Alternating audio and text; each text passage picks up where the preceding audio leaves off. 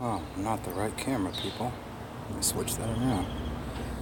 Okay, we are going in.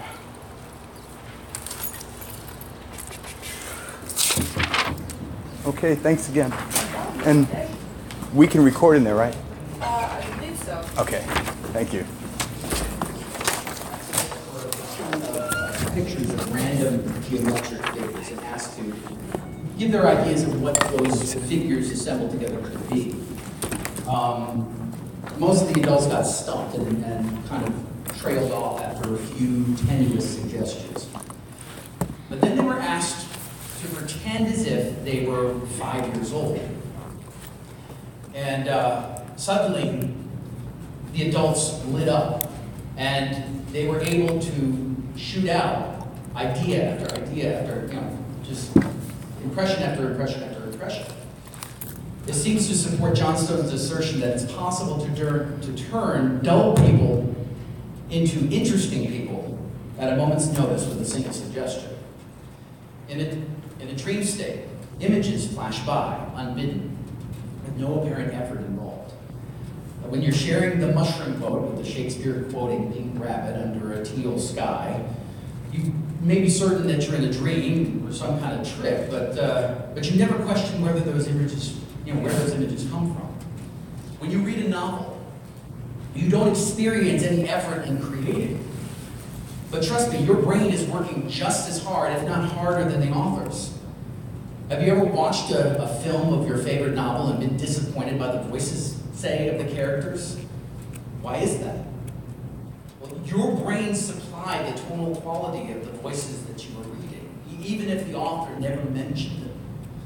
Have you ever pictured a person, ever had a mental image of an individual who you've never seen, someone on a radio broadcast or a podcast or something like that, and had that image completely shattered once you saw a picture of them or say you met them in real life? How much effort went into making that mental image of that person? And if this activity, and how is that activity any different from coming up with ideas? So with all these apparent powers, what's the problem? Why do folks who we can assume carry a brain seem to dry up when asked to come up with something, asked for an idea? Johnstone cites at least one of these problems as probably modern schooling. So in Pro, he writes, quote, "We see the artist, or any creative individual actually, as a wild and aberrant figure. Maybe our artists are people who have been constitutionally unable to conform to the demands of the teachers. Pavlov found that there were some dogs that he couldn't brainwash until he had castrated them and starved them for 3 weeks. If teachers could do that to us, then maybe they'd achieve Plato's dream in a republic in which there was no artist left at all." Some might argue that this process has progressed in the teacher's favor since 1979 when this was written. Johnstone was positively disposed to Rousseau's opinion that if we did the opposite of what our teachers did, that we'd be on the right track. It's hard to argue that. He quotes Friedrich Schiller, who talks about the watcher at the gates of the mind, who examines ideas too closely. In the case of the creative mind, the intellect has withdrawn its watcher from the gates, and the ideas rush in, pell-mell, and only then does it inspect and review the multitude. Whereas in uncreative people, they are ashamed of the momentary passing madness which is found in all real creators.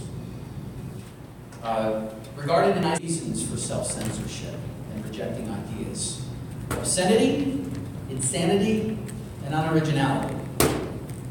So let's start with obscenity.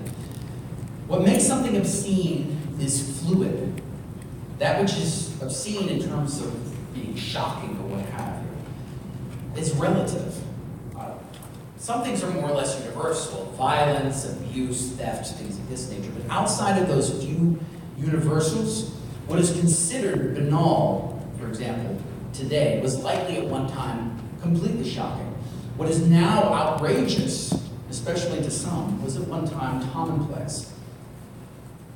For example, apparently there are some magistrates in the United Kingdom who think that making mockeries of Nazis is grossly offensive.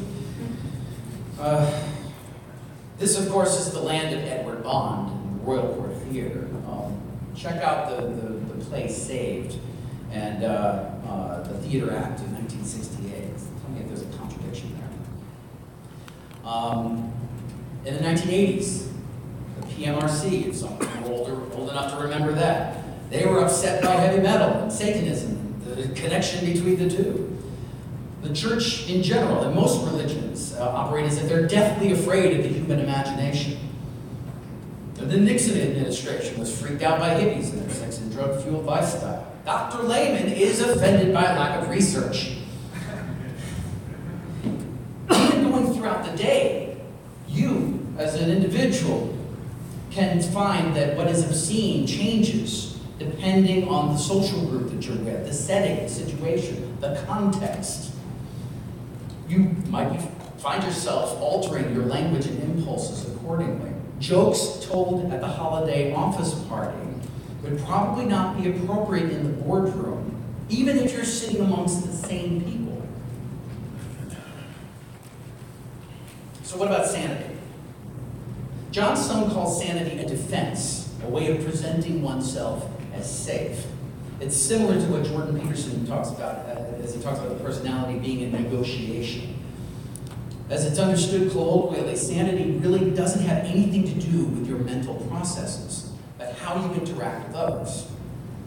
I want to quote again here from the book because it describes an encounter which sounds very, very prescient to what some of the things that we're dealing with today.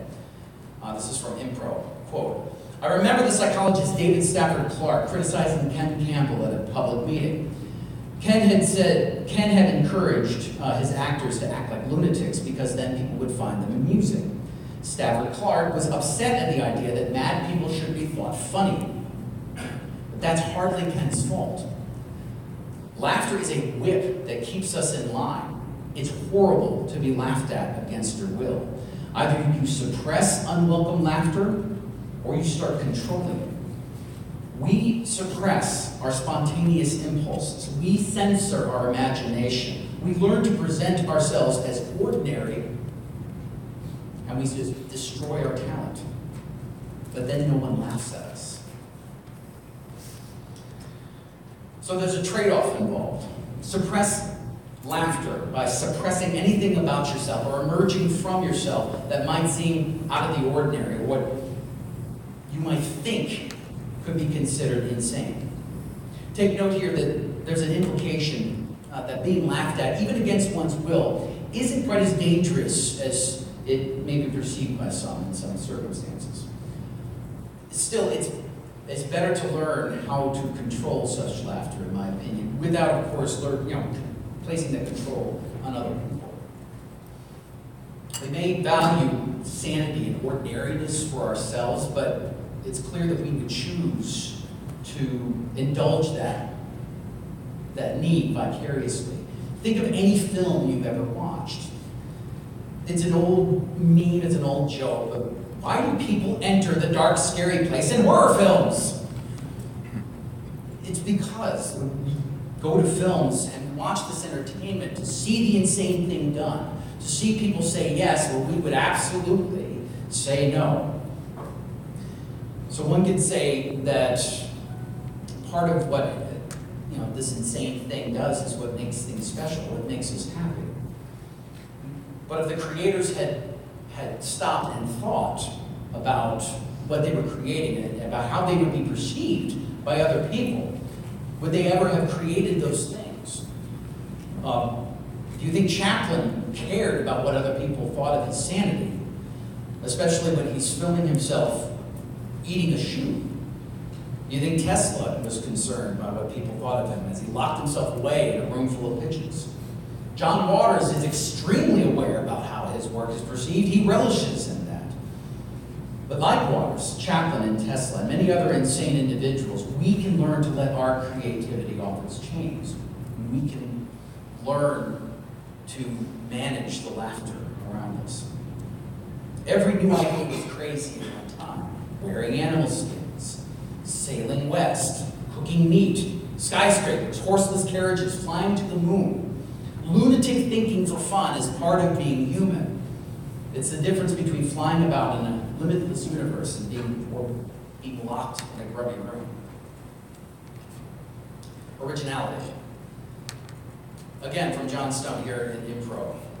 We have this concept of originality based on that which already exists. Avant-garde theaters in Japan apparently look very much like avant-garde theaters in the Midwest, which look like avant-garde theaters in South America. Why is that? How else would we know that it's avant-garde? It's gotta look the same. I've heard it over and over again. I can't talk about X because A, B, and C talked about it just the other day. I don't want to beat a dead horse. He's just a copy of that guy. She's just a clone of that girl. If the thought of being mocked or the thought of being looked down on because you're not just not that interesting, if that's giving you pause, then you may have centered yourself out of a fear of being unoriginal. If there's a sense in this culture that we must strive for originality in the things that we do or say, think about that. Is that appropriate? To use John Stone's analogy, it's as if a man who lives at the North Pole tries to walk north. The harder you try, the further away you get from where you want to be. It's about as effective as trying to slam a revolving door. You are already original. What is difficult is being obvious. What's clear and obvious to you likely won't be obvious to anyone else. It may be helpful to understand that you're probably operating between two different incentives. The one incentive, of course, is not being perceived as unoriginal. The other one is trying to be perceived as clever. Again, this probably stems from schooling. And again, from Improv. A creator who's inspired is being obvious. He's not making decisions. He's not weighing one idea against another. He's accepting his first thoughts. How else could Dostoevsky have dictated one novel in the morning and another one in the afternoon for 3 weeks in order to fulfill his contracts? So how do we overcome these obstacles? Well, it may help to realize that the imagination is as effortless as perception. It's in constant operation, so if you relax, it probably will come to you. You may also notice that the three limitations that I've just been discussing are mostly to do with how one is perceived. In order to be creative, you may need to release responsibility for your own imagination. You may have to accept just being average. One exercise that helps me change your perception is to go about a room somewhere and point at something and call it something else. Yeah, just point around the room. Hammer, toadstool, laugh, palooza. Okay, I've got to stop that right now. When you do this, though, it delinks the habit of verbalizing objects in our surrounding. And even after only 10 seconds of doing that, you can probably notice changes in your perception. It helps to use a loud voice as well, because that engages the body. If you have another person to practice with, you can pretend miming gifts to one another. The trick to this one, though, is don't decide what you're giving to the person. Let the recipient decide what they're being given, and then play along with that. And then just go back and forth. You're the recipient, you decide. What this does is this helps, free up basically responsibility for, you're being given a gift. Whatever it happens to be, happens to be. Let your partner provide dull sentences that you can overreact to. This actually is a game that John Stone invented called It's Tuesday, where person A walks in, says to person B, it's Tuesday. And they say something like, it's the day the prophecy has come down. I have not gotten my shit together. Where are the togas? Find the blood sacrifice. I can't believe it. Feed the fish. You ended with a banal statement which then B can take, feed the fish. He always loved that fish better than me. I don't know why I stay with you. What is it? And so on and so forth. It helps, again, to be elated because that helps bring the ideas to the surface. Sometimes you don't even need someone to present a dull offer to you. You can simply assume an offer has been made. Just watch how someone stands, and if they're limping, assume that they kicked someone in a bar fight, and then tell the story of that bar fight. Try to empty your mind and just begin writing a verse. Write a sentence and then quickly write another. And trust your brain to come up with an appropriate rhyme or meter or whatever it happens to be. This is actually a good exercise for any kind of writing. So many how-tos and books on writing and creativity will advise you to keep a journal where you abandon plans and preconceptions and simply write. When struggling with his students' various blocks and fears, Johnstone found that Joseph Wolf's work in curing phobia is very helpful. He called it progressive desensitization. Wolf was a psychotherapist, and he had experiments on cats. And the cats were so freaked out by the lab, they wouldn't eat. They had to be fed in other parts of the building. In order to bring them back into the lab to eat, what they did is they placed the food bowl, inched it closer and closer and closer and closer, until eventually they were back in the lab eating again.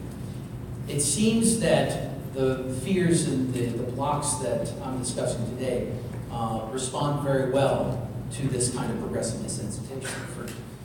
For example, the more I deliver speeches, the easier it will become.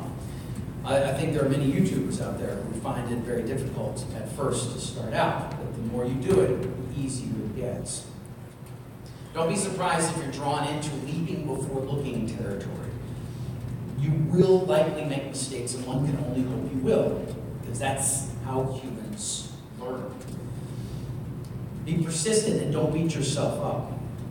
It may be far better to approach solving problems like stage fright or coming up with interesting content by remaining relaxed and happy as opposed to binding yourself up into twisted, tension-filled knots. It seems like most of our schooling and training is geared towards making mistakes the worst thing ever. Now, making mistakes can be bad if you're fighting for your survival in the wilderness or facing some other kind of imminent threat. But threats to creation, they don't bear the same consequences, even if it might feel that way. To uncensor yourself, one cannot help but be an individual, and to some, to come away from the herd, to separate from the mass of humanity, or even just the mass of the people around you, can be daunting and frightening. But here's the great thing. You can learn to value adventure as much as safety. You're at the point of this process where you're altering your imagination from being a destructive, limiting force to being a constructive, expansive force within you. The monsters are not real. The risks are minimal, and none of these mistakes are catastrophic. Ultimately, what Johnstone does is he works through 3 different stages here of realization for people. The first is that you likely struggle against your imagination, especially when you're trying to be creative.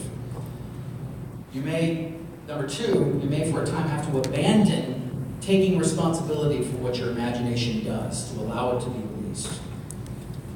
And finally, number 3, you will eventually realize that you are not your personality, but your imagination is closer to your true self. Releasing people from self-censorship is important to me because, in my opinion, there needs to be a surplus of ideas. Many of these ideas, more ideas that come out, of course, many of them will be stupid. Perhaps a good number will be insane or obscene. But the more ideas you have coming out, the more likely good ones will emerge. And they will emerge at a higher rate. Often the best ideas are insane, obscene, or unoriginal. Johnstone said at one of the seminars that I attended that what we must have as creative people, as artists, as inventors, as individuals, is humility and courage. Humility to recognize ourselves in our imagination, and the courage to move forward into the unknown. Good page. So in spite of whatever judgment may come, no one is responsible for how you feel. But the flip side is also true. You are also not responsible for anyone else feels as well. Except for Dr. Lehman. Dr. Lehman is judging you. And he should. And it's only sensible and right that you care about that. Don't make me feel like this. Again, the monsters are not real. The dogs have no teeth. Don't do the work for them. Because they may be right, you may be crazy, and you may just be the lunatics the world needs, what the world is looking for. And that's my speech. Thank you.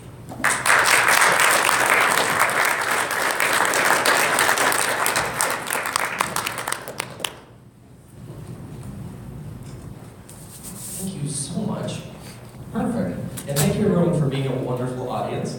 I'm sure this will continue on throughout the day. So one quick housekeeping item is, for those of you that might not be able to find this room ever again, because we are in an Egyptian labyrinth, there are these little, they're on the walls, they're like an e-screen. You'll see them, they display events and things like that. There's a little QR code on the bottom of them. And there's one at the end of this hall when you walk down it.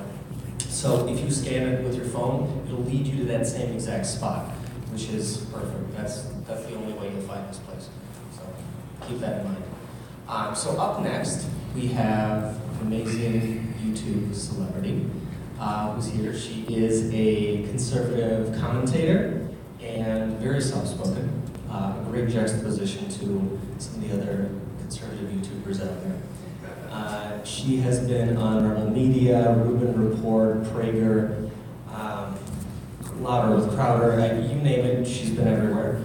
And now she's here. This is not her first live appearance. She's also spoken at other conferences and as well at Lafayette University, where it was not the most warm of welcomes for those of you that have seen that video, so I'm sure this crowd is going to be infinitely more wonderful. And on that topic, she is talking about dangerous ideas. So welcome, Roaming Millennial.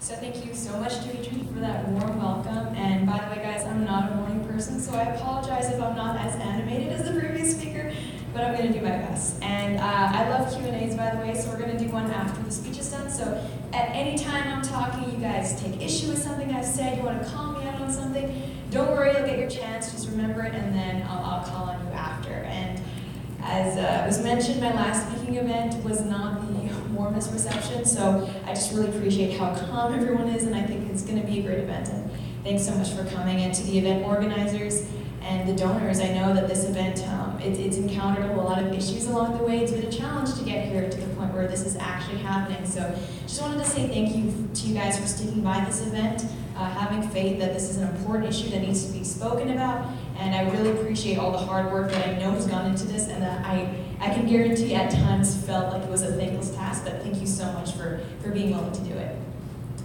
So when I first heard that there was going to be a free speech conference, I was immediately excited. I love free speech. I could talk about it, and I do talk about it for hours on end, essentially, if you watch my video library. And I've been called a free speech warrior, sort of as a derogative term, but you know what, I don't mind that. Because in my opinion, free speech isn't just an important principle, an important concept, it's actually a human right. And in my opinion, it's actually one of the most important human rights because it's what allows us to discuss our other human rights.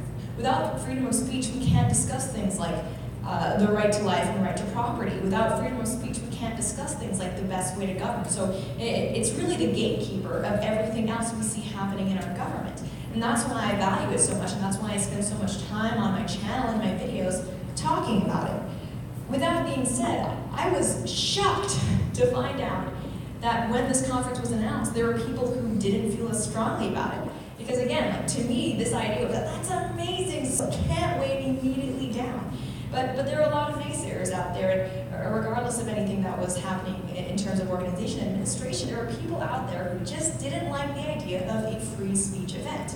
And in one camp, we had people who were a little bit apathetic about free speech, people who believed, well, I mean, we have freedom free speech, right? We have the First Amendment in the West. We don't prosecute people for having the wrong ideas. So why bother with an entire conference? I mean, like, you guys just want to go around and like say how great you are. There's no point.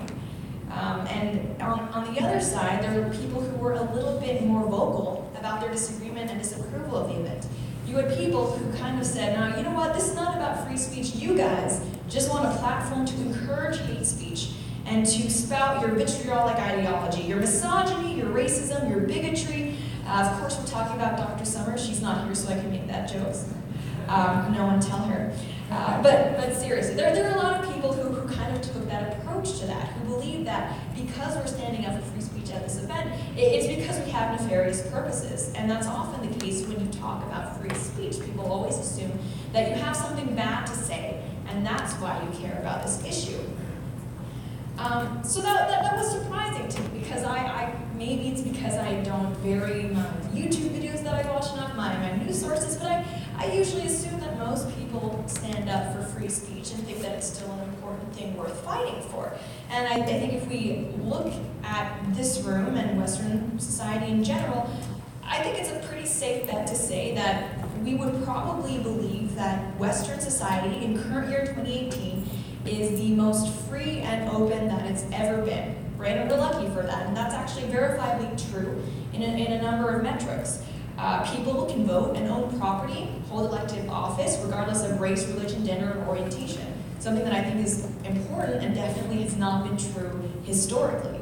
Additionally, justice systems, they're definitely not perfect, but we do have, and we're working toward, an extensive appeals process where if people feel that they haven't been heard, where their case hasn't been tried fairly, they're able to present further evidence and try and reach that verdict of justice. Again, police officers, another issue where things aren't quite perfect, but when you think about it, we have an entire branch of government that is just dedicated to trying to enforce laws that are designed to protect our life, liberty, and property. Again, that's a privilege that we have that has not been enjoyed by most people, not by our ancestors, and still currently not by billions and billions of people who live elsewhere. So I just want to put that out there so you guys don't think that I'm too much of a naysayer or too much of a downer. We are lucky, we're doing good.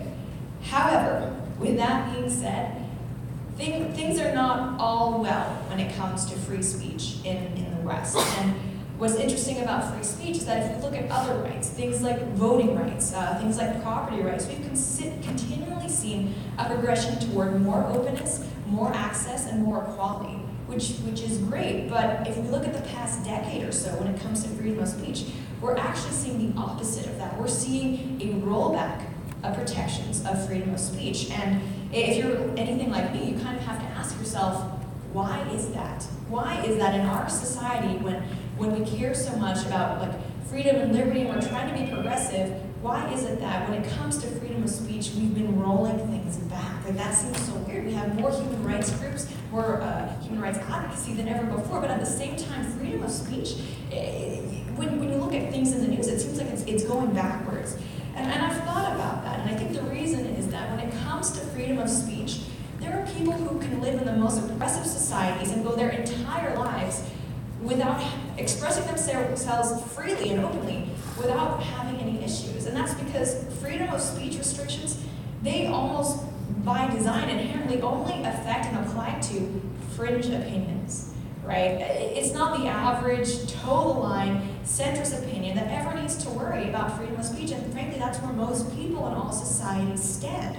So when we're talking about freedom of speech, we're actually talking about minority rights. And I think that's why it doesn't get as much attention, it doesn't get as much advocacy, and sadly nowadays it's not getting as much protection.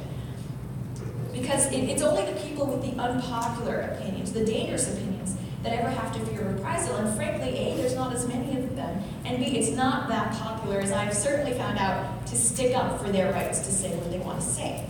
And if anyone thinks I'm being hyperbolic about the state of free speech currently, because I get that all the time, like, there are instances, isolated incidents, sure, where freedom of speech, it's been wishy-washy, but overall, it's fine.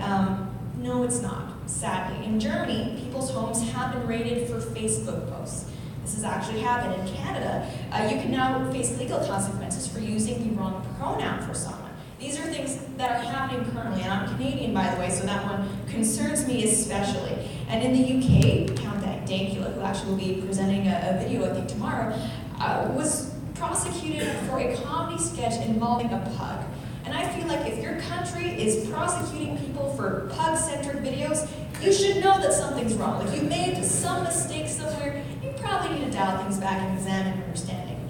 In France, like in many other European countries, actually, this might be shocking to us who live in the Americas, it is actually illegal to deny the Holocaust, right? You can actually face legal consequences, fines, and perhaps jail time for denying the Holocaust. And while I think that's obviously a wrong position, the idea that you can face government prosecution just for being wrong, and that's considered a criminal offense, that to me, and I think it should be to all of us, is a very worrying thing. I don't think any of that is acceptable, and I don't think it's just unacceptable. I think those are human rights violations, and I know that's a strong term to use, but honestly, I think it's fitting. I think it's appropriate. That's how important I think free speech is.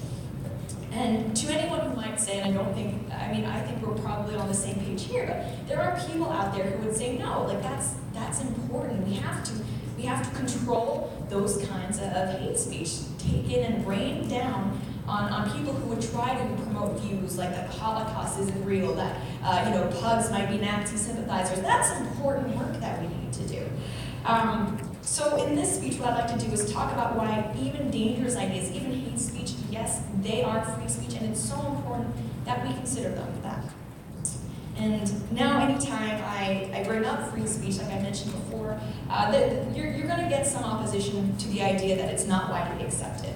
And you know what?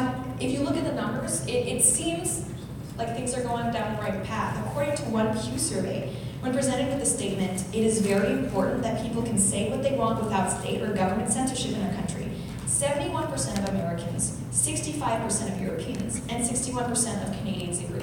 So if you're just presented with those numbers regarding free speech, you might think, hey, we're doing pretty good. Not so much Canada, that's a little low for my liking, especially since I live there, but overall, looking at those numbers, you would think free speech is doing great in the West, has a plurality of support. We're on the right path. But if you look at the follow-up questions, if you dig a little bit deeper about people's beliefs when it comes to free speech, we start to see some issues. When asked if people should be able to make statements publicly that are offensive to someone's religion or belief, the numbers of support remained around the same in the US and Canada, 77 and 64% respectively. So yeah, like in the Americas, we're not really that concerned with speech legislation regarding people's religious beliefs, but over in Europe, that's where we start to see a problem. Despite a plurality of Europeans agreeing that, yeah, people should be able to say what they want, right? We just saw that from the previous numbers. 65% of Europeans, yes, people should be able to say what they want. But when asked about offending religious beliefs, only 47% of people said you should be able to publicly say things that are offensive to someone's religion. So what happened there? From the first numbers, it would seem that, yeah, Europe's on the right stance when it comes to free speech, but when you kind of follow up, the support isn't really there anymore, which I thought was interesting. And when you actually ask follow-up questions, it gets even worse. When asked if people should be publicly able to make statements that are offensive to minority groups, researchers saw drops in support across the board, all countries. Europe's support for the right to offend minority groups was kind of similar to its right to offend religious groups, about 47%. So most people think that's not okay in Europe. That should worry each and every one of us. In the US, the drop was down to 67%, still quite high, but definitely much lower than in the initial question. And in Canada, just 52%, slightly over half of people, said that it was okay to make public statements that offend minority groups. This is worrisome, and this is a trend that we see continually. People will say that they believe and support free speech, but the number of people who are willing to support that same free speech under uncomfortable circumstances is on a downward spiral, is on a decline. So what happened here? What's the disconnect between these people's support for free speech, yet their opposition for uncomfortable speech, right? There's clearly a disconnect going on, and it's not that uncommon. Like the numbers show, around 20% of Europeans say they support free speech, but don't want you to say anything offensive. And the numbers are around 10% in the US and Canada. And so I've met a lot of these people, especially online, and I like to call them free speech asterisk supporters, right? That's free speech with terms and conditions, right? Free speech with the thing you gotta scroll through and then click accept to get to the next page, right? They're not just free speech period supporters. And thinking about this, it's funny. If you follow me on social media or any of my interviews, you'll know that I am a huge Dr. Phil fan. That's a guilty pleasure. I will not apologize. But one of my favorite parts of folksy Texan wisdom that he imparts on the show is the idea that if someone is using but a lot when expressing themselves, you can essentially almost disregard everything that came before the word but to get to what their opinion really is. And we see this a lot in people talking about the relationships in personal life. Let's say someone says, I'm not saying he's a bad boyfriend, but he never pays attention to me or asks how I'm doing, or buys me stuff like my other friends' boyfriends. Right? I mean, she's trying to placate and be nice, but at the same time, she's saying he doesn't pay attention to me or ask how I'm doing. Right? She's trying to be diplomatic, but we get what she really means. Another example that actually appears a lot on Dr. Phil. I'm not an alcoholic, but I do like to drink, which I think we can all kind of imagine how those episodes play out. Those are my favorite. But we can use this same method of kind of decoding and deciphering where these free speech asterisk supporters really stand on the issue. For instance, and these are all phrases that I've heard a countless number of times, not just from random internet commentators, but from journalists, from liberal media figures, and surprisingly and sadly, even from politicians. I support free speech, but I don't think people should be allowed to criticize people's religious beliefs. I'm for freedom of speech, but saying racist things shouldn't be permitted. I believe in the First Amendment, but the government should censor hate speech, right? And now, without those conciliatory prefaces, if we kind of ignore everything before the butt of those phrases, we kind of see something and an opinion, a viewpoint, an ideology that looks nothing like free speech. So don't be fooled when someone just says, yeah, I think you should be able to say what you want, but no. I've been called an absolutist, a free speech radical, but honestly, I do think that free speech, by virtue and nature of being free speech, does have to include these controversial ideas. And the people who claim to be in favor of supporting free speech while at the same time advocating for free speech restrictions, literally in the same breath sometimes, I'm not saying that they're being, deceitful or lying about their opinions. I just think they're being a little bit naive about what free speech actually means. Free speech, by design, has to include things you don't like hearing. Otherwise, it wouldn't be free speech because, as we all know, non-controversial speech doesn't need protections. Do you think it's illegal or not allowed for people in North Korea to go on about how much they love the dear leader and the one-party system? Right? Of course not. It's not illegal in North Korea to say how much you hate America and how awesome the government is, right? That's allowed. It's not against the rules in Saudi Arabia to praise the benefits of Sharia law and condemn the indulgences of the West. That's okay. It also was not disallowed in East Germany to curse out those capitalist pigs, right? So you see, none of these places have had anything resembling free speech, but people were still allowed to say things that toed the status quo and were being acceptable to the ruling class. So I'm sorry, but if your opinion and your view of free speech is that it's okay for people to say things as long as it doesn't offend anyone, then I'm sorry. But you have the same view of free speech as each one of those totalitarian states. It's not free speech.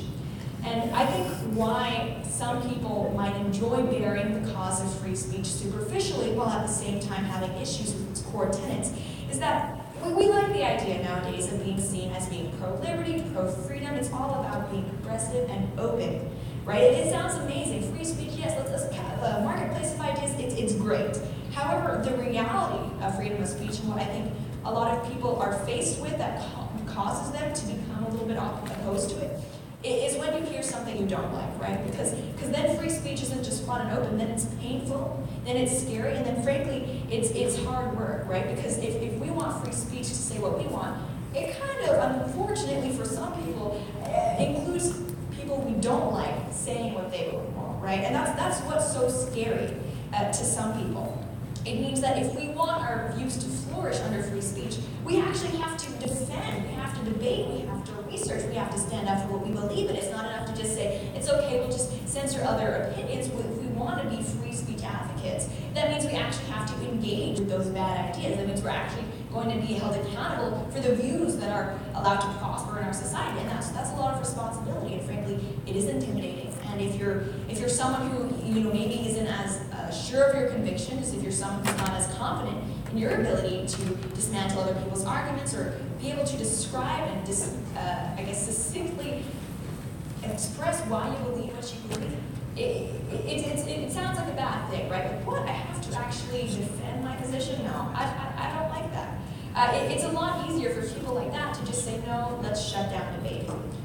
But what I find so ironic about that perspective of the anti-free speech crusaders is that when they're arguing about censorship being permissible or censorship being a good thing in certain situations, I feel like they never for once imagine themselves as the minority or opposition group, right? You see this for kind of like all the authoritarian or totalitarian people in the political discourse. Whenever they're advocating all of these harsh, strict government policies, they never really imagine what it would be like to be on the receiving end of those policies, right? They have a very, utopian view. Like, no, it'll be great in the military state. I'll be one of the good guys, and then we'll just be, prosecuting anyone who disagrees with me personally. That's rarely how those states ever work out. But this applies especially to the progressive, I put that in quotes, more like regressive left, the people who might advocate for very strict authoritarian social justice policies. They want what's comfortable for them to be allowed, and they think that that's free speech. But when it comes to anything that's outside of the norm, all of a sudden they should be the ones who decide what is and what is not okay, and they believe that they should have that power, because when these people say they want free speech restrictions, they're not just encouraging those restrictions, they are, at least by implication, saying, and I should be the one to decide what is right and what is wrong. And so that's kind of an inherent problem I see to free speech restrictions. The idea that everyone should be able to speak their minds equally, regardless of opinions, that's something we don't really need any fairness to apply, right? Because it's the hands-off approach. It's sort of the egalitarian, libertarian perspective on things. But even if we were, and I don't think we should, to accept the idea that we should censor hate speech, the question becomes, what is hate speech? And I know some people might think that I'm being a little bit obtuse when I say this, but no, it's not always black and white, clear-cut as to what is explicitly hateful things. And that's what we're seeing a lot of times in the social media. People will get banned for things that some random bot, or maybe some anonymous moderator has deemed offensive. But from my experience, a lot of the times it's not. And I think the idea that our current society has now reached a level of progress and understanding where we objectively know what is right and wrong is a little bit naive. If we look at the course of human history, there has not been one single empire or society that thought that they were the bad guys enforcing bad beliefs and bad laws. If we look at that through hindsight, obviously we see that's not the case.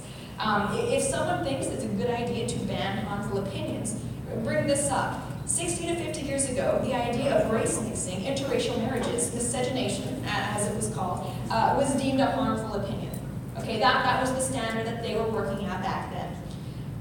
60 years ago, the concept of desegregation, the idea that people of all skin colors should be able to live and mix freely in businesses and education and government, that was considered problematic. This is within people's lifetimes that are still alive today. 20 years ago, the notion that gay people should be able to get married was not politically correct, right? So the idea that we possess a level of knowledge and enlightenment currently to objectively say what is hateful and what is not, I think is being very ignorant of the historical trends that we have seen throughout our culture and throughout every culture, frankly. And so any activist who campaigns for these censorship laws or regulations, I would like to ask them, would you have wanted the people who fought for your beliefs, which at one point were not the norm, would you have wanted your activists in the past to face these same barriers and obstacles that you are currently putting on people who you don't like? I'm pretty sure the answer would be no. And to kind of illustrate this a little bit more, I want to use some examples. We're gonna play a little bit of a game. We're gonna all pretend that we're one of those thought police bureaucrats, right? And we're gonna try to censor some things, decide whether it's hate speech or not. Okay, so we're operating under the assumption that hate speech is bad and we're going to ban it, okay? If there's one thing that I'm pretty sure we can all agree would probably qualify as not okay under those terms, it's the phrase, women are inferior to men, right? We can all agree that's not kosher. We shouldn't say that if we're going to be thought policing people. Okay, easy one. Let's throw a little bit of a curveball here. How about this? Women, on average, score lower on spatial reasoning than men. Women are inferior on average when it comes to spatial reasoning abilities. Is that hate speech? It's hate speech. I'm so perfect. Right. It's kind of similar to the first one, which we all kind of agree was not okay. I mean, yeah, sure, there's like science to back that up, but I don't know. It seems to communicate the same message. So what do we do there? Is that okay or is that not okay? You know what? Better safe than sorry. Let's just censor it, right? We don't want any hate speech getting in there. Well, let's make sure everyone's feelings are safe. All right, next up, we have Muslims are terrorists. Okay, is everyone a little bit uncomfortable now? Okay, good. That's another example where we kind of say, okay, regardless of your right-leaning, left-leaning, the phrase Muslims are terrorists, that's probably not okay to say. It's a little bit hateful. It shouldn't be allowed. Okay, so easy. Ban it, not okay. Targeting a religious group, targeting a minority religious group, not gonna let that happen. Okay, but then what do we have here? The majority of global terror incidents are carried out in the name of Islam. Is that hate speech? Again, Way back, shut it down. right, because that, again, maybe backed up by studies and data, but that's a little bit too close for comfort to the first statement, right? I mean, saying most terrorists happen to maybe practice Islam is kind of almost akin to saying Muslims are terrorists. No, not allowed. Let's not take any chances. Islamophobia, ban it, okay? Let's make things a little bit harder. I support the KKK. No one take that at concept, please. I'll be upset. I already did. Already done. If I go on Twitter later and I see that being circulated, I'm going to be mad, okay? You're a self-hating biracial. Exactly. But yes, said phrase. That's racist, right? That's not okay. You support the KKK. You can't say that. They're one of the few groups where I think everyone can agree they're a hate group. They're the kind of racists who actually admit that they're racist. Like they know, right? So obviously no place in modern society. Get rid of it. Not okay. But how about this? This is where things might get a little bit controversial for people. I support the KKK's right to freedom of speech and assembly. Is that hate speech? A lot of people who were in opposition to this event would say that, yeah, that's hate speech. And actually, if you look at studies show that there are a plurality of people in the West who believe that supporting someone's right to say something hateful is just as bad as saying that hateful thing yourself. So if someone's going out there and saying that they support the KKK's right to freedom of speech, that doesn't really sound okay, does it? And I think something the event organizers will be very familiar with, and something that I myself am even familiar with, is when you kind of take up that mantle of advocating for someone else's free speech rights, regardless of whether you agree with them or not, you're going to kind of have those opinions thrust upon yourselves as if you did. Because unfortunately, that's what advocating for free speech means in our current society. If you advocate for the right of the KKK to have freedom of speech and freedom of assembly, there are people who will see that as hate speech, because you're essentially saying that you support the KKK's right to say their hateful stuff. You might as well be a speakerphone, a platform for them.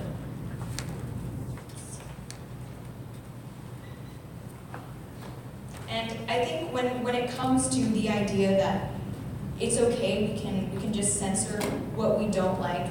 Something else that a lot of people may not understand or they may not see is that all of those examples, as crazy as they may sound, they're happening right now. James Damore was fired and subjected to just an enormous amount of slandering by the media because he brought up scientific facts and scientific studies that spoke to the cognitive differences and abilities between men and women. a lot of people took that as him saying that women were inferior to men. When Islam, a lot of people may say, oh, like, you're not going to get in trouble. Tell us to someone like Regina Nawaz, Ayaan Hussein, or even Tommy Robinson, right? I mean, these examples, we may laugh at them, it may be funny, but they're happening every day. And that's why I'm so glad this event is happening. We need to be able to talk about free speech. We need to be able to talk about the importance of free speech without being made into villains who only want to just trash minorities. Sorry about that, but you're joking. Yeah, we need to get around that, and so that's why I'm so glad that this event is happening, and why I'm so happy that I'm able to be here and I'm able to listen to the amazing other speakers and panels we're going to be having. So thank you, and I would be happy to take your questions now.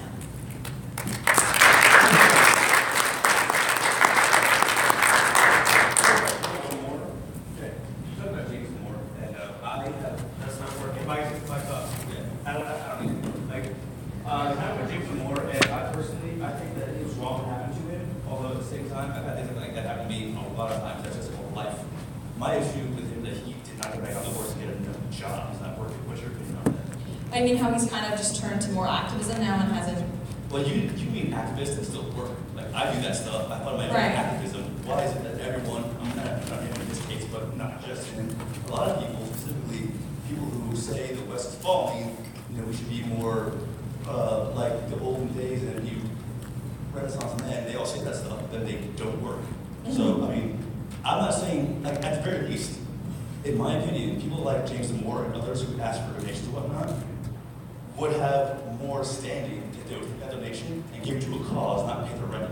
What's your opinion on that? Okay, so I'm not familiar very much with what Damore is doing specifically right now, him as a person, but as far as I know, he's doing interviews. He is like doing speaking panels, and I think what a lot of people who might be on the outside looking in, you talk about why don't they just work and then donate their money to a cause, that's of course this, right, but then why don't the people who are working for that cause just work themselves, right? I mean, we do need someone at the end of the day to say, I'm going to make this my priority, I'm going to make this my passion, I'm going to do this, 7 to 10 hours a day. And, okay, yeah. And it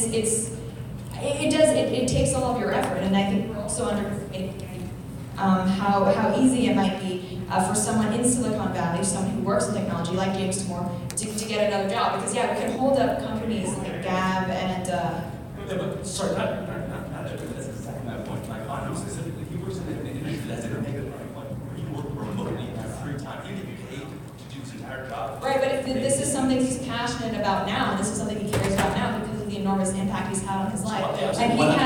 And he has an amazing, well, the things like why not do both, I don't think of some people who are not in the, I guess, the business of activism themselves understand how much time that it can take and how many resources and how much brain power and how draining it can be. Like this is a full-time job. Like again, I can't really speak to what Damore specifically is doing because I don't follow him very closely. I don't know if he's doing like how many interviews or whatever, but I do think there is something to be said that if this is what you're passionate about now, it can absolutely be a quote job. You're providing a public good to someone, and people want to support him for that, then go for it. And as someone who is sort of I haven't been that closely following what he's been doing lately, like I said, but I've liked everything that I've seen from him, so I'm not sure why we wouldn't want to support his voice being elevated, his voice being broadcast, and him having, I guess, a larger following to say what he needs to say. Well, my reason why I don't is because Okay, next question.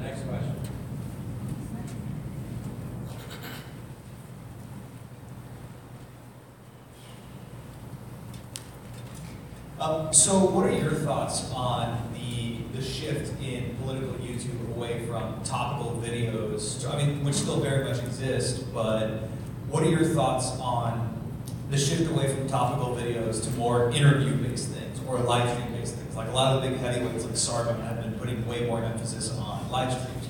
The Warskis and Donkasawa have popularized non-Queensbury rules debates that they call blood sport and so on and so forth.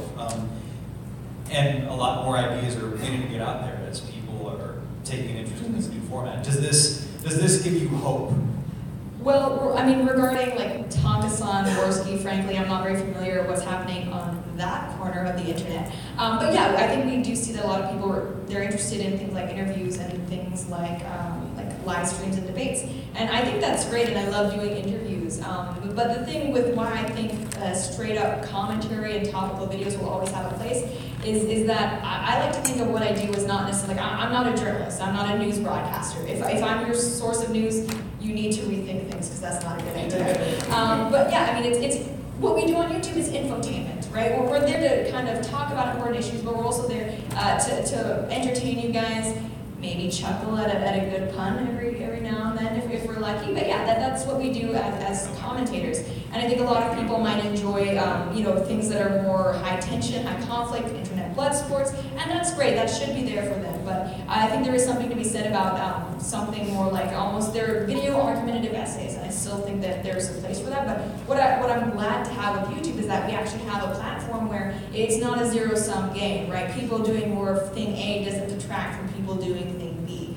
And personally, I mean, I love interviews, but I'm also kind of glad when I'm able to have my own video and say, okay, like that was nice, here's what I think about it. So, I mean, I'm just in general happy that people who are interested in this sort of video and topic are growing in numbers. So yeah, it's great that there's some more content on there.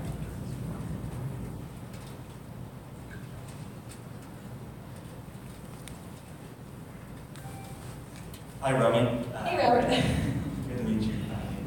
I do have some question, and that is, are you afraid of the websites like YouTube, Facebook, and Instagram cracking down on conservative and even libertarian activists and leaders?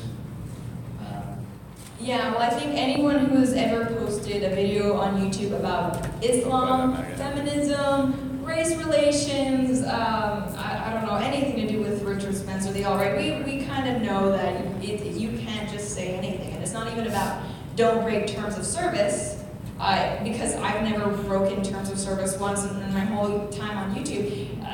There's a lot of discretion there that goes into enforcing what is allowed to be said and what is not. And I don't think it's controversial to say that people who have an opinion that doesn't really jive with the progressive side of things, you are more likely to get demonetized, you're more likely to get a video put into restricted mode, you're more likely to get a flag. That's a very real issue, and that's why I'm so happy that my producer and I were able to have CRTV as a platform where we can kind of publish whatever we want. Not that we're going to be saying anything that I don't think is YouTube appropriate anyway, but at least we have that place. And I love YouTube for what it's done for our internet community and for the ability it gives people to be heard. But at the same time, we can't put everything into YouTube. If you're a YouTuber, do not only be on YouTube. Mirror your videos somewhere. BitChute, mine's me is gone. But yeah, just make sure that you have a backup, because YouTube isn't really a safe space if you're conservative. And I'm not someone who's going to be abandoning the platform entirely, because that's frankly just where the viewers are in terms of numbers, and I'm pretty pragmatic about that.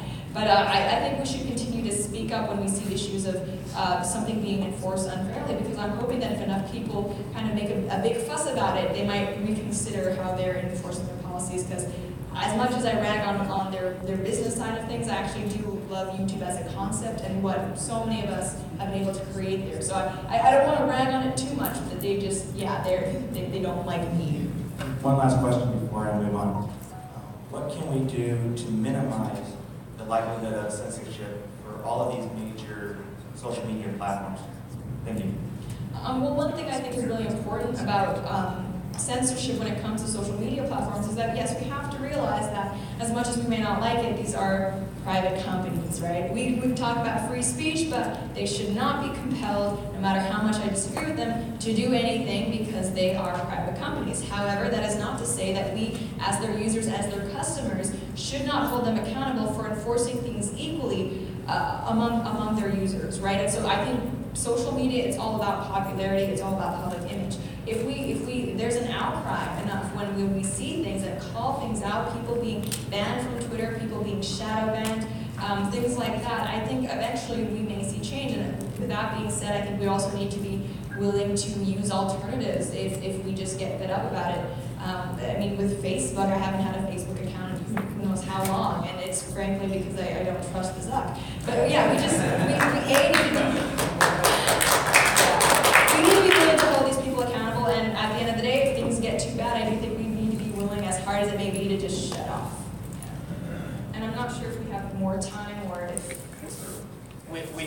So, Okay. by all means.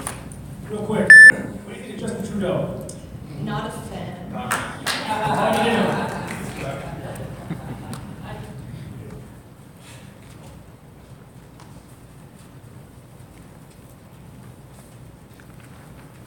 just want to make a comment on what you said earlier.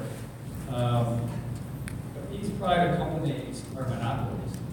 The internet lends itself to a monopoly. And also, the Communication Decency Act, Section 230, requires them to act as a neutral platform, and they are not. Right, well, the Communications Act is something that was also brought up in regards to net neutrality, and that's something that I also also actually have a problem with the idea that these public services should essentially become subject to government regulation by virtue of so many people using them. If I were a business owner and my business became very successful, people loved it, the majority of people were using it, and the government says, okay, you're so popular now, we get to tell you what to do, I would have an issue with that. And it's easy for me to say, because I don't like Silicon Valley people, that now they should be regulated, but frankly, as someone who has always espoused limited government, free business, it's my business, I do what I want, I would feel like that would be a conflict in my own opinion. And when it comes to these things like social media, the idea behind monopolies is that they're a monopoly and therefore they can, consumers don't have access to other options. But there are other options. Like, you don't have to use Facebook. I think MySpace is still around. I want to quote me on that. But, right? Trucking along, good for them. And the same thing with Twitter. Gab is an option. And it kind of pains me to stand up for Twitter's right to do what they want, but I fully accept that as a Twitter user myself. I don't have a right to their service. I don't have a right to say what I want on their service. They could ban me. I can complain about it, but at the end of the day, they should have that freedom. So we've been talking about the business side of this, but when you get right down to it, how do you drum up the outrage that should be there from the people who are using the business? I remember, a year ago with the whole CNN blackmail thing, I literally had a family member go, he was a racist, I don't care. Yeah, so that's probably the biggest issue that we have, right? Because if everyone sort of believed, probably the people in this room, places like Twitter would kind of have to bow down to our every desire, otherwise they would have no users. But the issue is that getting people, informed and getting them to see things from maybe the more, libertarian side of things, and then getting them to actually act on that. And that's, again, one of the responsibilities that come with the idea of freedom.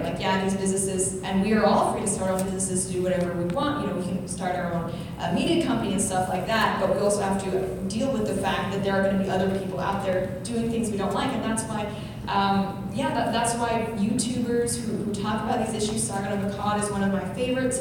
That's why people like them are so important, and I think the most that we can do is just share those videos, tweet those hashtags. It may not feel like anything substantial, but if enough people do it, then I do think there is possibility for change. And something that is a little bit harder to do on this side of things, because we tend to be individualists and libertarians. I'm not part of any group, stuff like that. This is something that the social justice side of things is so good at. They are so good at mob outrage, and they get things done in a second, right? And if we see Twitter's reaction to people being mad that certain people are verified, guess what? Twitter changed its policies, and they can now de-verify people because they don't like opinions, right? And they can refuse to verify someone because they don't like opinions. That's actually, they were kind of doing that on the download app, but now they're actually open with it. And it's because so many people complained that they were verifying problematic accounts, right? And I'm not in favor of these boycotts because someone's advertising on a show that I don't like, but when it comes to a utility that we are using all the time as their consumers, I do think we have a responsibility to make sure that they're being held accountable, and we just need to get better at doing that as a group.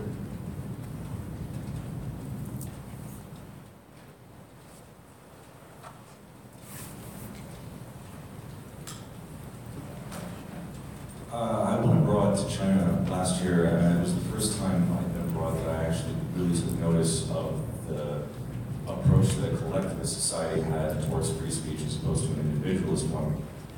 Why do you feel, or why is it really that we as an individual society, or the West, as more individualist-centric, have a more amicable relationship with freedom of speech than a collectivist one? Right, well, because when you come from a collectivist standpoint, and I think for a lot of the issues that I talk about, whether it's freedom of speech, things like equality, tribal nature, it's not really a question of left versus right. I don't see free speech as a left versus right issue. It's more individualist versus collectivist. And the reason why we as individualists, I think, tend to be a little bit more accepting of free speech and the consequences that come with it is because, I mean, we have less of a tribal nature about a lot of these beliefs, right? I mean, it's kind of like the difference between going into a room with, one Muslim, one atheist, one Catholic, and one Protestant, and saying, I think Islam is problematic, versus going to the Middle East and trying to say the same thing, right? Just the fact that there's more diversity of viewpoints in an individualist society versus a collectivist society, I think you're automatically going to have a lot less opposition, because not everyone is going to have the same identities, the same belief system, so not everyone will be offended at once. I think that's probably one of the biggest reasons. And then second, when we talk about collectivism, I think it kind of lends itself naturally to a more authoritarian bent, right? Because if everyone thinks like you, if we're a group, we're together, it makes it very easy to, I guess, almost prosecute and oppress the out group, the outsider. And so I think if you're part of that collective group and you're part of that mentality, you may not understand or fully appreciate the consequences of the free speech restrictions, but because in the West we're so much more, I guess, heterogeneous in our belief systems, it's very easy for us ourselves to say, oh, I may be in the majority when it comes to my opinion on blank, but I'm not in my opinion on X, and therefore I want free speech so I can still be protected for that. Okay, well, I think that's... We've got one more.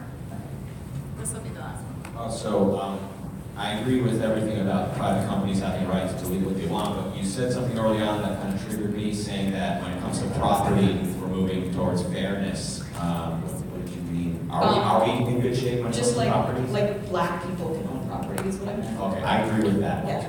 Standing up for civil rights. Controversial. Anyone else have any questions? We do, well, assuming you have enough voice left, we do have a little more time if anyone wants to say, right? All right. Okay, when we open the floor.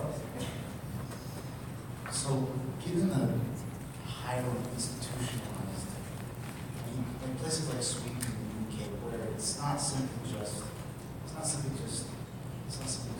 people who are substance or like I said, they do it for a very good reason, because their jobs, they socially ostracized.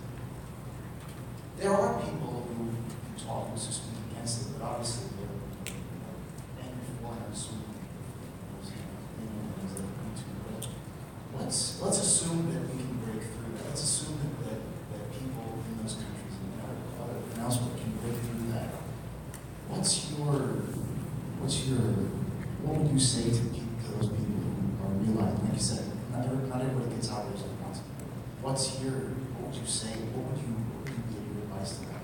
I mean, how do you achieve that level of, I guess, openness in society versus not in society? Especially in Europe, especially. Yeah, so the issue with Europe is there's kind of two schools of thought when it comes to the state of things like free speech now. I mean, I think a lot of people might think, no, that's not, it's just the government, they're trying, like they're being oppressive, this isn't representative of what the majority of people want.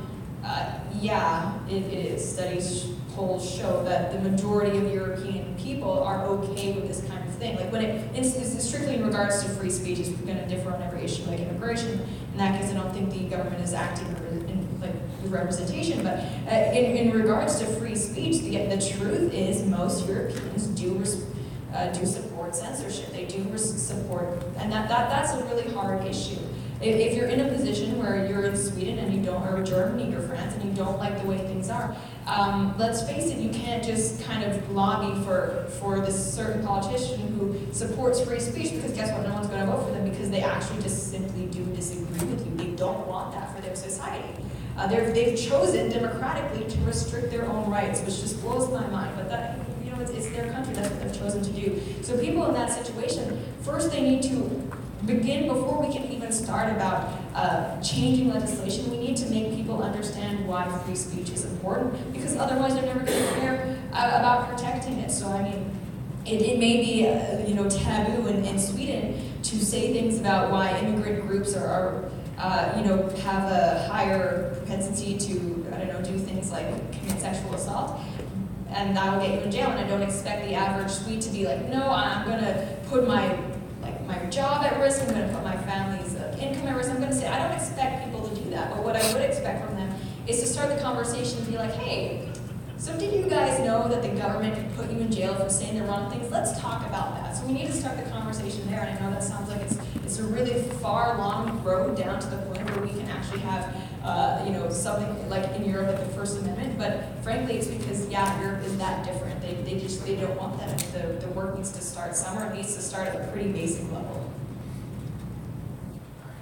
Move this way. I saw two more. Three. So one of the favorite SJW go-tos is, what about shouting fire in a crowded theater? Or what if someone lies about sexual assault? Do we have a good legal terminology or a good word for speech that is literally dangerous versus speech that is perceived or figuratively dangerous? And if so, what wording would you use? Yeah, so there's, it varies from country to country, but from what I've seen, the US has the strongest protections about what exactly is free speech and what free speech does not include. So that's always the, I guess, the metric that I go by. Don't look at Canada for anything exactly with free speech. You're not going to find anything there. But in free, like when it comes to free speech, a lot of people bring up the issue of threats, right? Well, it's not okay for some guy to say, I'm going to kill you, so why is it okay for someone to advocate for, let's say, a white ethno-state, which could mean that I would be deported, but if I don't want to go, then they might have to kill, right? That's where they're thinking, that's where the trail of logic for them goes. That makes it okay to censor this person because they perceive their opinion as a threat. Now, the US, actually, the courts has dealt with this before. Funnily enough, the problems we have today, they're not that serious if we look at things historically. The US has determined very specifically that for a threat to be deemed not protected under free speech, it actually has to be actionable. I'll get to things like fire in a second, but free speech that is actually not covered is threats that are actionable, right? So if I were to call someone who is in Mississippi and I'm in Los Angeles and I was going to say, oh, I'm going to kill you, that's actually not an actionable threat, so that would be covered. So right, we have a very specific window of what is not okay. If I'm in a room with someone and I have a gun and I say I'm going to shoot you, that can be perceived as a threat. It needs to be actionable, there needs to be intent. Courts are very specific about that. And if we look at things like opinions, I want an ethno-state. Well, A, that is not a direct explicit threat, which the law is very specific, it does need to be direct and explicit. And like B, the harm you perceive, that is not actionable currently. So like the US is very clear about that. And when it comes to things like libel or slander, that's a little bit harder, but it's true, like you can't go around lying about someone. You can face legal action, and I think that's all right, but the person who is suing someone for slander actually has to prove that they suffered financial harm, or I think harm to reputation as well, because of, directly because of something they said that was provably untrue. So again, that is very different than saying, you shouldn't be allowed to say this because I think this is harmful, right? These are very clear-cut legal definitions. If something is untrue, if you've caused direct financial damage, like someone says, I don't know, the Ariana Grande concert is canceled because she didn't want to show up, right? That's something where you can prove, like, okay, that's not true. You caused financial damage to this person, right? But it's very different than something that's like a political opinion. And people who bring up those examples, I think, perhaps don't understand why the justification is there for people not being able to say it. Because again, like they're different beasts. Expectations, but So, we all love free speech. Okay, that's a given. Yeah. But the thing is, though, is that right now when we talk about free speech, we're talking to adults, and it's very hard to. I mean, adults have gone through quite a bit in their life to become adults, and they form their belief system. So whatever belief system they have, whether it be pro-free speech or anti-free speech, it's almost cemented. It's hard to change. It's harder to change their minds than it would be to change the minds of youth. And the thing is that people who are anti-free speech are fully aware of that as well. So they'll go around and they'll, educate the youth in a specific way. How do you educate youth in determining what is what is false and what isn't false without encroaching on the free speech of the people that are presenting the information. So like if you were to look at a media source right now, how would you convince a lot of children or a lot of like youth that, or young adults, whatever, that what they're listening to isn't true without actually messing with someone's free speech? And that's something that is really challenging, and that's so hard. Right, because I mean that's something that I believe in strongly. I can critique things like Jezebel, Salon, right-wing watch. I'm not a fan of those guys, but at the end of the day, I would never want them taken off the internet. Right? That's not what I want. And so what we're talking about here is like just censoring someone, saying you shouldn't be allowed to say this because I fear for the children, versus actually sitting down and teaching them critical thinking skills.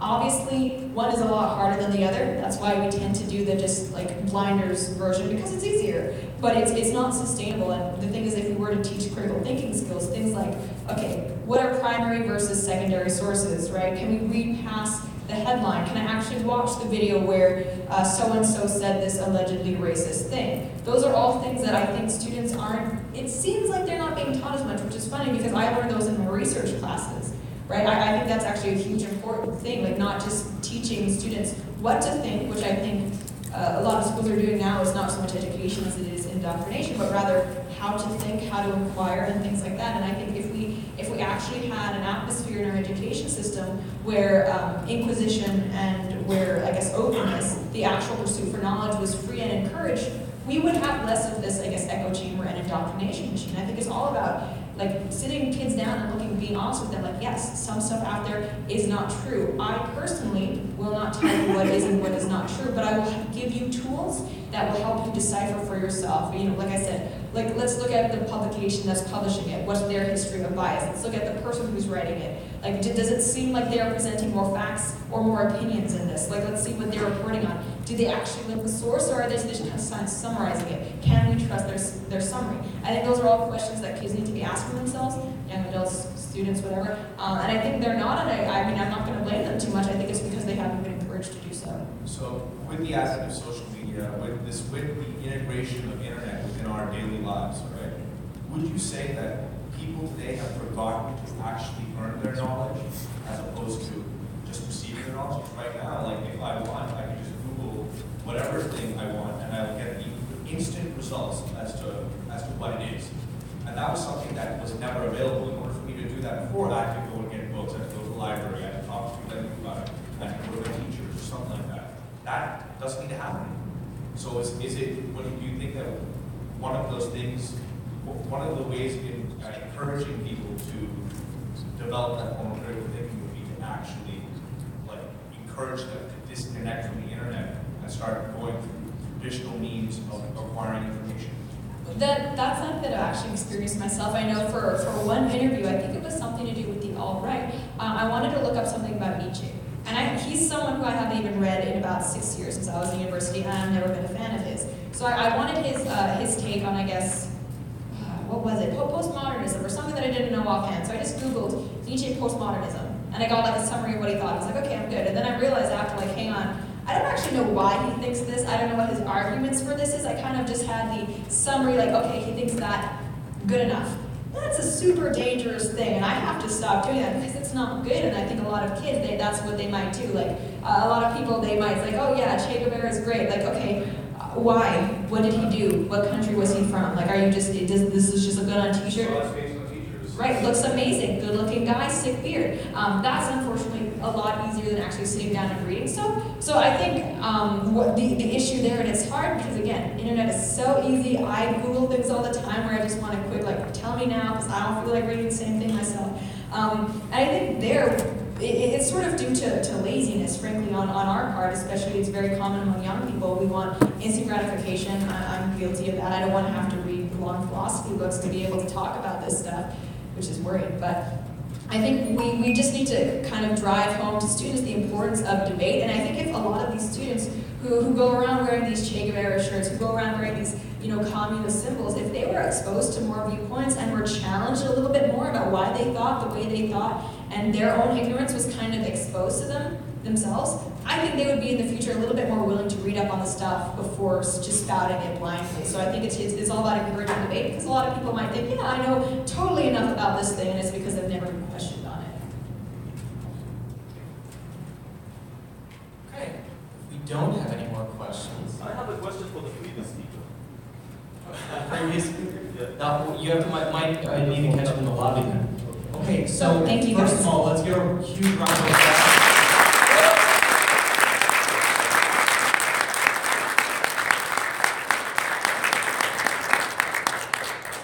So if you look at your schedules, next up we have Clayton Moorhead, or I should say should have. So there are some logistical challenges, which mean that some speakers are not here, unfortunately. So what's going to happen is until about 11:30ish, even if you want to get here a little earlier, 11:15ish, you guys have a break.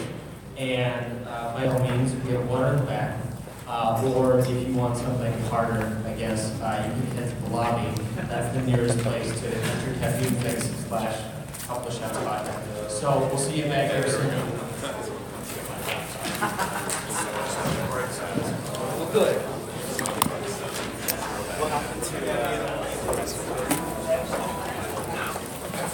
Okay, everybody, just got done watching a couple of events there, and I couldn't talk, so I apologize. I didn't want to ruin or be disrespectful to any of these speakers, but I want to go ahead and answer some of the questions and make some observations that I noticed when I was in there. I'm going to try to find a little comfortable spot to do this. Right over there looks good. Okay. And thanks for sticking around, by the way. Let's see. I'll just adjust this. Let's see here. I can't tell if anybody can see me right now. It's very, very dark. I guess I could take off my sunglasses. Anyways, I wanted to throw out some takeaways here. First off, thank you for all the comments and thanks for watching. I think it's a good idea to get an idea of what is going on overall. The biggest takeaway from me was, I guess, the size of the crowd. There is literally about maybe 60 people in there, and I think about 10 or 12 of them were probably the speakers, so in attendance about 50 people. And so I guess my live stream is a little bit more involved than the people that are here. I didn't notice security. I noticed maybe 1 or 2 people who looked like security, but they were plain clothes, which is, you know, to be expected. But out of all the people that were in there, the entire group, 60 people, maybe 65, I don't think there were too many undercover officers in there. Just what I believe. What else? Guys, I think I'm going to move again just because it's so bright and I can't see my screen. I'm sorry. Oh yeah. And the Twitter, I have other apps on this phone. I thought I put it on airplane mode, so I apologize for that. I will be doing that after I turn this off and then turn it off for the next one. So I apologize for all the beeps you guys are getting. Totally not cool. I do have an external microphone. I didn't have time to set it up, so I'll try to do that on this round, on the next one. That way the sound could be a little bit better. I am doing this from 2 cell phones. I'll be exchanging each back and forth. And I have a lot of battery packs in here and everything, so hopefully that all goes great as well. I don't know how to type on here to interact with you guys, unfortunately. And I apologize for that. I'm gonna go into my my truck and get my keyboard so that way I can type away basically, and maybe be able to at least type with you guys while the event is going on, while you're asking questions. So I guess with that, I'm gonna let you guys go for the time being. I'll be back in about maybe 15-30 minutes, and I hope you guys are having fun with this. I sure am. I will talk to you guys later. All right, peace out.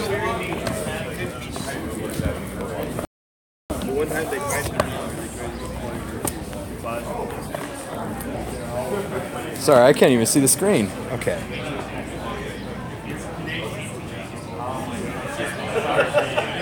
Thanks, guys. Okay, now I can read everything.